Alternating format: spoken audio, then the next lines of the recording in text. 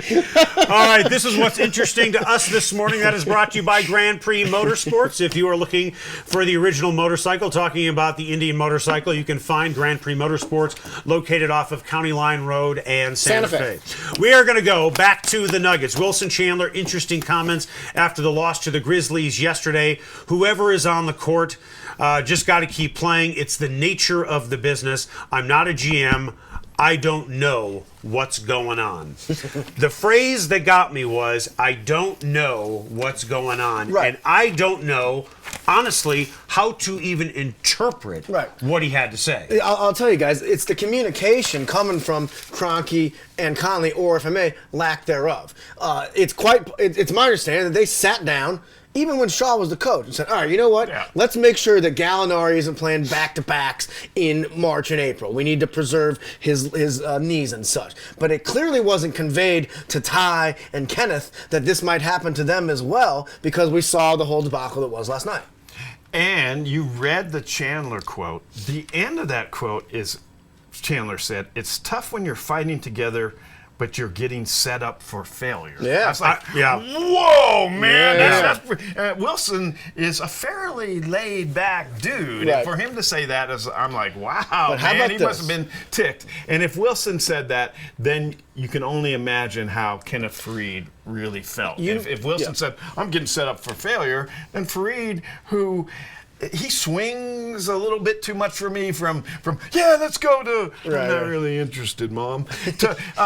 But if he's on that let's go, then you open the gates and let him run. The big winner in this is Melvin in regards to this. He's got all the players in it for each other. He's got a crappy basketball team playing for each other. And I know you made a good point earlier about maybe Melvin shooting himself in the foot by being defiant with the tie thing. But I think at the end of the day, the team will look at it as a strategy. Hey, man, this guy, we have a crappy team. We're the Denver Nuggets of 2015. Yet Melvin Hunt is figuring out a way to have these guys playing hard and playing for each other. Well, it's like an us against the world. Yeah. The movie Major League, you remember that? I've heard of it. Where they brought down Mrs. Phelps. Right, and they started peeling away clothing. I don't think they necessarily want to do that with Mrs. Kroenke or Josh, but that's kind of the feeling I get with this, don't you? Yeah, I'll take it, where they just don't like what Josh Kroenke's doing, and you know Josh Kroenke real well. So do you. I know him well enough. Josh Kroenke's a good dude, man. Would you agree? I think I'll use your phrase. He's a righteous dude. He's a hard guy not to like. But what the heck is going on over there? To me, and I get all the time, this is the typical Twitter email response. He's the son of a billionaire, and he's got a silver spoon, and he feels entitled, and he doesn't have to answer to you or me or anybody else because he's just a rich little snotty kid. And it's the farthest thing from that. He's the farthest thing from that. But what I will say is fair criticism is he's got a hand in the Nuggets and a hand in the Avalanche and a hand in the Rapids and a hand in Arsenal, and that's 4 hands. That's a lot of hands. That's a lot of hands, and he's only got 2. And he's spread too thin. So if he... Josh, where are you?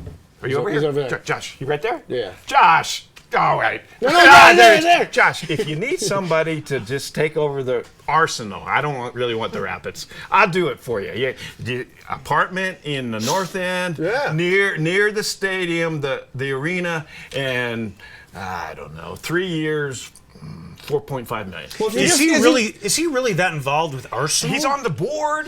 Yeah, but being on the board is different than trying to run the day-to-day with the Nuggets. Okay, so he doesn't run the day-to-day with the Avs. What if Josh just did the Nuggets? Right. Do you think it would change from the way things currently are? Maybe he needs to do that.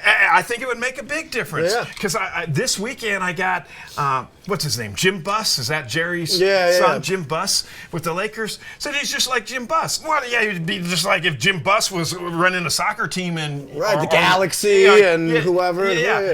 No, it's not the same thing. And I do know, because I care about soccer, is that when the Rapids are trying to sign players, then they have to reel Josh in from whatever else he's doing to say, hey, we're going to spend X amount of dollars on this guy.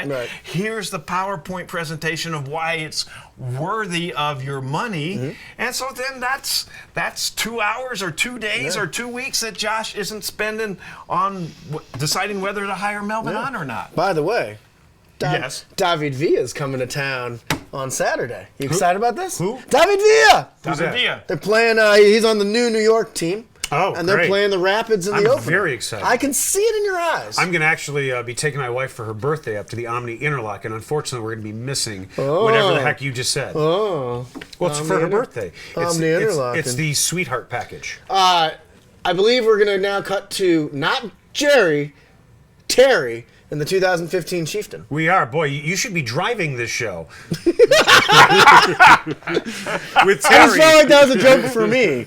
It was, I know. This segment brought to you by, of course, Grand Prix Motorsports. There's a main man, Terry. Jerry, what's up, No, buddy? it's Terry. It's Terry, Mark. It's Terry. On the 2015 Indian Chieftain, you can only find Indian motorcycles at Grand Prix Motorsports, located off of County Line and Santa Fe.